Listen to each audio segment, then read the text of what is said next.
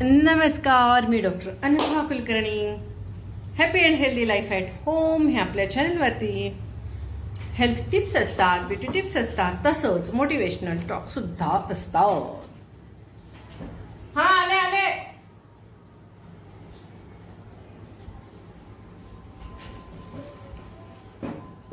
तर आज आपल्या असणार आहेत बायकी गप्पा बऱ्याच साऱ्या विषयावरती इन्फोटेनमेंट. कारण तुम्हीच म्हणता ज्ञानामृत देणारे चॅनल, ज्ञान आणि अमृत. कोणीतरी कुचकेपणाने लिहिलं होतं, आपण ते चांगल्या पद्धतीने घ्यायचं, हो का नाही? तर बऱ्याच आज आपण ज्ञान पाजळणार आहोत. या ठिकाणी बरंच पाजळणार आहोत. तर ठीक आहे, ज्ञान पाजळण्यासाठी आपल्याकडे भरपूर विषय आहेत. तर मला वाटतं बायकी गप्पा, इन्फोटेनमेंट, इन्फॉर्मेशन, एंटरटेनमेंट आणि एन्जॉयमेंट जे आपल्या आयुष्यात खूप महत्वाचं आहे.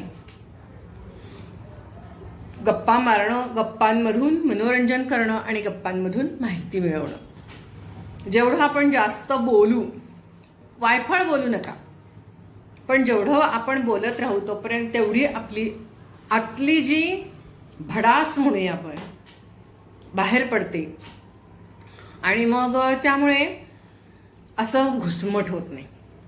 बऱ्याच वेळेला काय होतं, न बोलणाऱ्या अबोल व्यक्तींना, काही व्यक्तींना व्यक्त होता येत नाही, मग त्यांची घुसमट होते, भावनांची घुसमट होते आणि त्याचा शरीरावरती परिणाम होत असतो. बऱ्याच वेळेला काही माणसं अबोल असतात, बोलत नाहीत, काहीमुळं रागामुळं त्यांना व्यक्त होता येत नाही. असंच बरेच वेगवेगळे, कुणाचं समोरच्या व्यक्तीचं एवढं दडपण असतं की म्हणून बोलता येत नाही. तर मग अशा सगळ्यामुळे जेव्हा आपल्या भावना व्यक्त करता येत नाहीत किंवा शब्द बाहेर पडत नाहीत, अशा वेळेला घुसमट होते आणि त्याचा शरीरावर आणि मेंदूवर, मनावर सगळ्यावरती त्रास होतो, ताण येतो, त्रास येतो. आणि तुम्हाला एक माहिती आहे का, आपण म्हणतो की आपण त्याचे वडीलही तसेच होते, आजोबाही तसेच होते, किंवा आपण म्हणतो सगळ्या या बहिणी बहिणी सारख्याच आहेत. म्हणजे आपण ह्याला मला हेरिडिटरी न म्हणता, ह्याला मला हेरिडिटरी म्हणायचं नाहीये, पण आपण म्हणतो ना यांच्या घराण्यातच असं आहे, सगळ्यांचे स्वभावच असेल, गुणच सगळ्यांचे असेल, असं जे आपण म्हणतो की नाही. परवा एक खूप छान वाचनामध्ये माझा एक लेख आला, अभ्यासू लेख होता तो इथला नव्हता, अर्थातच अमेरिकेतल्या हार्वर्ड युनिव्हर्सिटीमध्ये तो प्रसिद्ध झाला होता. आणि आपल्याला तर माहिती आहे तिकडून आलं की फार उच्च असतं ते. ऑलरेडी हे सगळं आपल्याकडे सांगितलेलं आहे, पण तिकडनं आलं ना म्हटल्यावर ते उच्च आहे ना. तर त्याच्यात त्यांनी सांगितलं होतं की बऱ्याच वेळेला कसं होतं की, आता साधी गोष्ट घेऊया की एखादी बाई आहे, एखादी आजी पणजी कोणतरी आहे, तिच्यावर त्या काळी बरीच तिची मानसिक कुचंबणा झालेली आहे, घुसमट झालेली आहे, बोलता नाही आलं तिला. पूर्वी असं होतंच ना बऱ्याच वेळेला. आणि तसंच तिचं संपूर्ण आयुष्य गेलं, अबोल राहून, घुसमट होऊन, थोडक्यात आपण मानसिक अत्याचार म्हणू त्याच्यावरती, पण ती व्यक्त होऊ शकली नाही. पुढे त्या आजीच्या मुली, त्याही तशाच होत्या, पण त्या जरा रागीट होत्या, चिडक्या होत्या, पटकन अशा व्यक्त व्हायच्या, काही कारण नसताना चिडायच्या. मग तेव्हा सुद्धा असंच म्हटलं जायचं, तिची आजी अशीच होती, काय बोलायची नाही, नंतर एकदम फटकन बोलायची. असं पुढच्या पिढीमध्ये पुन्हा असाच स्वभाव. म्हणजे त्या पेपरमध्ये त्यांनी असं दिलं होतं, कुठला वर्तमानपत्र नव्हे, त्या हार्वर्ड युनिव्हर्सिटीच्या पेपरमध्ये, रिसर्च पेपरमध्ये त्यांनी असं लिहिलं होतं की हे जे आहे, म्हणजे थोडक्यात सॅडनेस म्हणूया किंवा स्वभाव म्हणूया, हे जे आहे हे आपण म्हणतो हे हेरिडिटरी नव्हे, तर त्यावेळेला त्या मेंदूवरती किंवा त्या शरीरावरती जो आपण अन्याय किंवा अत्याचार असं म्हणूया की जे त्या व्यक्तीला सोसावं लागलं, त्यावेळेला त्याचे परिणाम मन सारखं असं घुसमट होऊन सॅडनेस राहतो आणि त्यामुळे तो परिणाम पुढच्या पिढीवरती, पुढच्या पिढीचा स्वभावही तसाच होतो, त्याच्याही पुढच्या पिढीचा स्वभाव तसाच होतो. बऱ्याच वेळेला आपल्याला समजत नाही की हे असं का, हे असं का, ह्या व्यक्तीचा स्वभाव असा का. मग काही वेळेला कसं सायकियाट्रिस्टकडे नेलं जातो का, म्हणजे बऱ्याच गोष्टी असतात अशा. असं सारखं कोणीतरी येतं आणि डिस्टर्ब होतो, विषय सगळा असा कट होतो बघा आपला. तर मला तुम्हाला हे सांगायचं होतं की आपल्याला काही वेळेला कळत नाही एखाद्या व्यक्तीचा स्वभाव असा का. तर आपण म्हणतो मग आपल्याला बऱ्याच वेळेला कसं होतं की त्या व्यक्तीचा स्वभाव म्हणून आपण त्या व्यक्तीला काही वेळेला आपण मानसोपचार तज्ज्ञाकडे सुद्धा न्यायचं आपल्याला असं वाटतं की आपण त्याला काहीतरी ट्रीटमेंट देऊया, काउन्सेलिंग करूया, अशा बऱ्याच गोष्टी आपल्याला वाटत असतात. पण एक आयुर्वेदिक डॉक्टर म्हणून मला हे सगळं अगदी म्हणजे मी पहिल्यापासून ह्या गोष्टी बघत आले, त्याचा विचार करत आले. आम्हाला आमचे सर पण इतके खरंच शिकवणारे एवढे चांगले होते ना की या सर्व गोष्टी त्यांनी इतक्या छान, तेव्हा त्या काळात आम्हाला काही कळत नव्हतं. हे आम्ही फक्त लेक्चर्स अटेंड केली आणि सोडून दिलं, म्हणजे ह्या कानाने ऐकून ह्या कानाने सोडून दिलं असंच त्यावेळेला केलं. पण नाही, ते मेंदूत बसलं होतं. आणि मग नंतर हळूहळू जसं असं प्रॅक्टिसमध्ये बघत गेले, बऱ्याच वेळेला असं काही कळायचं नाही हे असं का आहे. कारण खूप सारे पेशंट घेऊन यायचे, आपल्या मुलांना घेऊन यायचे, मुलींना घेऊन यायचे, त्यांच्याशी बोला म्हणायचे, कळायचं नाही कसं करावं, काय सॉल्व्ह करावं, कारण की ते सॉल्व्ह व्हायचं नाही तसं प्रॉब्लेम्स. पण परवाचा जेव्हा मी लेख वाचला त्यावेळेला मला असं जाणवलं की अरे हे यामुळे, म्हणजे आपण फक्त त्या व्यक्तीपुरता विचार करतो, त्यावेळेला समोर आपली जी व्यक्ती आहे ती अशी का वागते हा आपण तात्पुरता विचार करतो. रूट्स शोधायला जातो, लहानपणी असं वागवलं असेल, लहानपणी तसं वागवलं असेल, लहानपणी असं झालं असेल, तसं झालं असेल. बऱ्याच वेळेला काही लहान मुलांना सुद्धा पालक घेऊन येतात. मग त्यावेळेला काय, तर मग त्यामुळे मग माझ्या लक्षात आलं की मोठेपणी असेल तर मग तेव्हा नक्की म्हणतातच आई वडिलांनी वाढवताना प्रॉब्लेम झालेला आहे, असं झालेलं आहे, तसं झालेलं आहे. पण जेव्हा मी हा पेपर वाचला ना, मी अशी डीप, तुम्हाला माहितीये गुगलला एकदा एक पेपर तुम्ही वाचायला लागलात की त्याच्यातनं अनेक अनेक अनेक फाटे फुटतात, खूप सारं आपलं वाचन होतं. आणि त्यामध्ये मला असं लक्षात आलं की खरंच हा जो आहे ना हा त्या एका व्यक्तीपुरता अजिबात म्हणजे प्रश्न तेवढाच नसतो. तुम्हाला मी एक सांगते, मी त्या विपश्यना सेंटरमध्ये मी गेले होते 10 दिवसासाठी. झाले आता 15 वर्ष झाली, 15 वर्षापूर्वी गेले होते.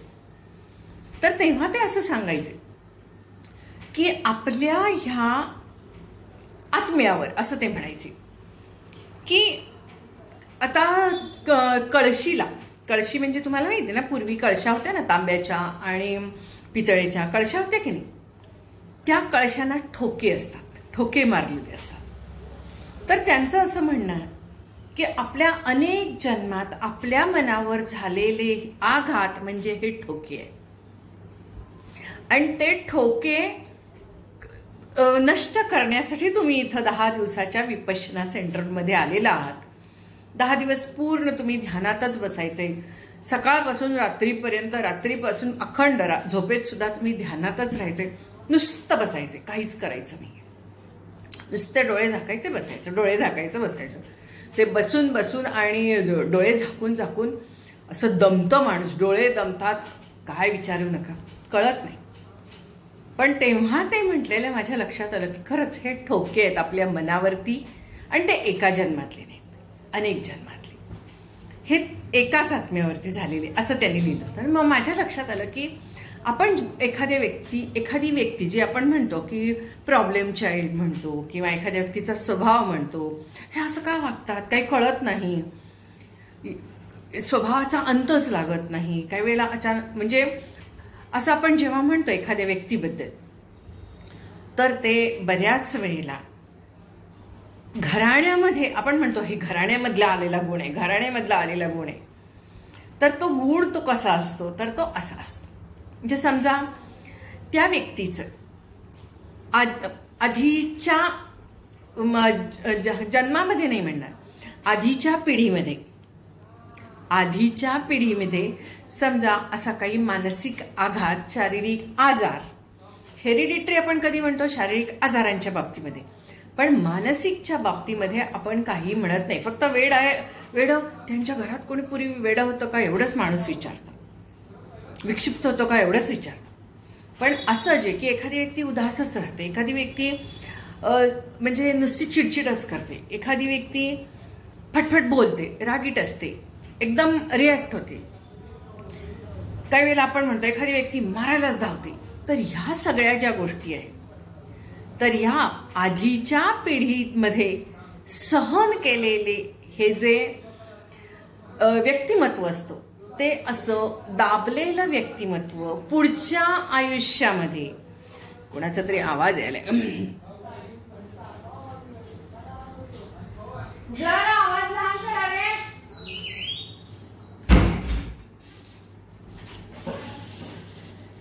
तर कसं आहे, तर हे दाबलेलं व्यक्तिमत्व जे असतं ते पुढच्या अशा व्यक्तिमत्वामध्ये असं कॅरी फॉरवर्ड होतं. मला माहित नाही मी किती व्यक्त होऊ शकले, किती सांगू शकले, पण मी हा एक विचार तुमच्या डोक्यात घातला. आणि म्हणजे थोडक्यात मला काय म्हणायचं की जेव्हा एखादी व्यक्ती विक्षिप्त वागते, कारण चांगलं वागत असताना कोणीच विचार करत नाही, चांगलं वागणं सुद्धा येतच की चांगल्या व्यक्तींमधून, तर चांगलं वागणं सुद्धा कॅरी फॉरवर्ड होणारच की, त्याला आपण पूर्वपुण्याई म्हणतो. पण जेव्हा असं एखादं विक्षिप्त वागणं, विचित्र वागणं एखाद्या व्यक्तीमध्ये असतं, तर त्यावेळेलाच विचार केला जातो, त्यावेळेलाच एखाद्या मानसोपचार तज्ज्ञाकडे नेलं जातं. सायकॅट्रिस्ट, किती सोपं आहे म्हणायला सायकॅट्रिस्ट, मानसोपचार तज्ज्ञ जरा अवघड आहे नाही. तर सायकॅट्रिस्टकडे नेलं जातं. तर चांगलं असताना कोणी कुणाला नेत नाही, पण जरा असा काही प्रॉब्लेम असला तर नक्की नेले जातं. आणि त्यावेळेला फक्त त्या व्यक्तीला घडलेल्या गोष्टी अलीकडे पलीकडच्या काही काळामध्ये तेवढ्याच विचारल्या जातात, तेवढ्यांचाच विचार केला जातो. पण मला असं वाटलं त्या रिसर्च पेपर वाचल्यावर की नाही, हे खूप असं पूर्वापार चालत आलेलं असं आपण म्हणू शकतो. तर मग त्यासाठी तुम्ही म्हणाल की हे हां ठीक आहे, कळलं आम्हाला, थोडासा विषय कळला, पुढं बोला. तर हे कसं करता येईल, तर तुम्हाला सांगते, यासाठी त्याच्यात त्यांनी हेही सांगितलं की यावरती आपल्याला उपाय अशा पद्धतीने करता येतो की मेडिटेशन. मग तुम्ही ते मेडिटेशन कसं करायचं, तर मेडिटेशन करायचं म्हणजे तुम्ही फक्त शांत बसायला शिकायचं. दिवसातला काही वेळ जसं जमेल तसं 2 मिनिटं बसा, 5 मिनिटं बसा, 10 मिनिटं बसा, फार बसू नका. पण मधनं अधनं जेव्हा जेव्हा वाटेल त्यावेळेला, वेळ मिळेल त्यावेळेला शांत बस. मग शांत बसल्या वेळेला डोळे मिटून शांत जेव्हा तुम्ही बसता त्यावेळेला तुमच्या मेंदूला, तुमच्या इनर सोलला, आपण म्हणूया की तुमच्या इनर सोलला वेळ मिळतो की तो मेंदू शांत होण्यासाठी. असं त्यांनी त्याच्यामध्ये लिहिलं होतं. मी सांगायचा प्रयत्न करते, मला माहीत नाहीये की मला कितपत जमतंय, मला माहीत नाहीये. पण ते म्हणून मेडिटेशन हे प्रत्येक व्यक्तीने करणं खूप आवश्यक आहे. मेडिटेशन करण्यासाठी तुम्ही मला विचारता की कशा पद्धतीचं मेडिटेशन करायचं, काय करायचं, हे तुम्ही मला विचारता. तर काही नाही, तुम्हाला जसं आवडेल, ज्या पद्धतीचं आवडेल त्या पद्धतीचं मेडिटेशन करा, शांत बसा. आणि एक मगाशी मी आपला विषय कुठून सुरू झाला, आणि एक की तुमच्या मनामध्ये असणाऱ्या भावना या बाहेर पडल्या पाहिजे. सगळ्यांनाच बोलता येतं असं नाही. तर यासाठी आपल्या ही जी 7 चक्र आहेत, ही 7 चक्र, बरेच आज विषय आले, आपल्या शरीरामधली ही जी 7 चक्र आहेत ही ओपन व्हायला पाहिजेत. यासाठी पूर्वापार आपल्याला श्लोक म्हणजे रामरक्षा म्हणा, भीमरूपी म्हणा, ज्यांना जे येत असेल ते, तुम्हाला जे येत असेल ते श्लोक, साधे साधे श्लोक, वक्रतुंड म्हणा, तुम्हाला तुमच्या देवाचे जे काही शिकवलेले श्लोक असतील ते श्लोक म्हणणं फार म्हणजे फार आवश्यक आहे. त्यानिमित्ताने जेव्हा जेव्हा तुम्ही या शब्दांचे उच्चार करता, कारण अलीकडच्या काळामध्ये तर बोलणं गेलंच आहे हो, जे काय आहे ते फक्त टाईप करायचं. मग ते लॅपटॉपवर काम असू दे, नाही तर मोबाईलवरचं असू दे, गप्पा असू देत, हे सुद्धा आजकाल चॅटिंग झालेलं आहे. बोलणं खूप कमी झालं. तुम्ही जे काही व्यक्त होताय ना ते लिहून होताय, अव्यक्त व्यक्त होताय तुम्ही. तर प्रत्यक्ष मी जशी बोलते तसं हे तुम्ही व्यक्त व्हायला पाहिजे. तुमच्या तोंडातून हे सर्व शब्द बाहेर पडले पाहिजेत. मी तुम्हाला मागेही म्हटलं होतं 1 2 3 4 5 6 असं 100 पर्यंत म्हणा, 101 102 103 हे म्हणा, अ आ इ ई उ ऊ ए ऐ म्हणा, ABCDEFG हे सगळं म्हणा. बऱ्याच वेळेला मी तुम्हाला म्हणत असते की स्वयंपाक करताना, चहा करताना, म्हणजे मी बऱ्याच वेळेला डोसा करताना तुम्हाला सांगते की असं 1 to 100 म्हणा, ताक करताना वगैरे. पण ते काही आपल्याला वाटतं हे असंच काहीतरी सांगितले नाही. त्या निमित्ताने ते शब्द आपण म्हणतो आणि जेवढे ते शब्द आपले व्यक्त होतात, आपल्या कुठलाही शब्द म्हणताना तुम्ही वरवर कधीच म्हणत नाही. प फ हे आपले वरवर म्हणतो, पण तरी म्हणताना आपण आतून म्हणतो. प आपण अगदी वरच्यावर म्हणतो प, पण फ आपण आतून म्हणतो. तर अशा पद्धतीने हे सुद्धा एक वेगळं मेडिटेशनच आहे. तर फक्त आता तुम्ही मेडिटेशन म्हटलं की आपल्याला ध्यान, प्राणायाम एवढ्याच गोष्टी माहीत असतात, पण ह्याही सर्व ज्या गोष्टी आहेत, हे सर्व शब्द आपल्याकडनं उच्चारले गेले पाहिजेत. आणि ते श्लोक वगैरे असतील तर त्याच्यातनं पोथ्या पुराण सुद्धा का वाचायची? आपण काय करतो, पोथ्या पुराण असं वाचतो फक्त डोळ्यांनी. तसं नाही, तुम्ही जोरात म्हटलं पाहिजे. त्यातनं ते शब्द तुमच्या तोंडातून बाहेर पडले पाहिजेत. म्हणजे आपली ही जी सर्व 7 चक्र आहेत शरीरातली, ती मोकळी व्हायला मदत होते. कारण ही जी 7 चक्र असतात, ह्या 7 चक्रातली काही पाकळ्या ह्या ब्लॉक झालेल्या असतात काही कारणामुळे. आणि मग ती अशी परंपरेनुसार आपण म्हणू ती त्या व्यक्तिमत्वामध्ये येतात. तर यासाठी साधे सोपे उपायही माझ्याकडनं जे सांगता येतील ते मी सांगितले. बघा करून. एखादी व्यक्ती असेल तर त्या व्यक्तीला सारखं तू असं असं, हे असा स्वभाव, असं तसं म्हणण्यापेक्षा असा विचार करून बघा आणि त्या व्यक्तीला त्या पद्धतीने व्यक्त व्हायला सांगा. म्हणूनच आपल्याला आपण सोपं म्हणतो की रामरक्षा म्हणा, हनुमान चालीसा म्हणा, भीमरूपी म्हणा, हे साधे सोपे उपाय आहेत. रोज संध्याकाळी शुभं करोती म्हणा. म्हणजे अशा छोट्या छोट्या गोष्टी ज्या सांगितलेल्या आहेत आपल्याकडे. पूर्वी आपल्याला त्याच्या मागचं शास्त्र माहीत नाही. शास्त्र म्हणजे आपल्याला त्याच्या मागचं सायन्स माहीत नाही आहे आणि म्हणून मग ह्या सगळ्या गोष्टी आपण करत नाही. आपल्याला असं वाटतं की छे, हे काय करायचं, ते काय करायचं, ह्याच्यात काय आहे, त्याच्यात काय आहे, तर ह्याच्यात काय आहे आणि त्याच्यात काय आहे. तर आज मी माझ्या पद्धतीने जेवढं तुमच्यासमोर सांगता येईल त्या पद्धतीने मी सांगितलं. असेच आपण छान छान विषय घेऊन येत असतो. बघा आवडतात का? तर आता चला, अ आई म्हणा, क ख ग घ म्हणा, बाराखडी म्हणा, 1 2 3 4 म्हणा.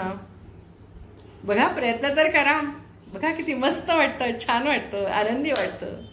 मोकळं मोकळं वाटणं फार आवश्यक आहे.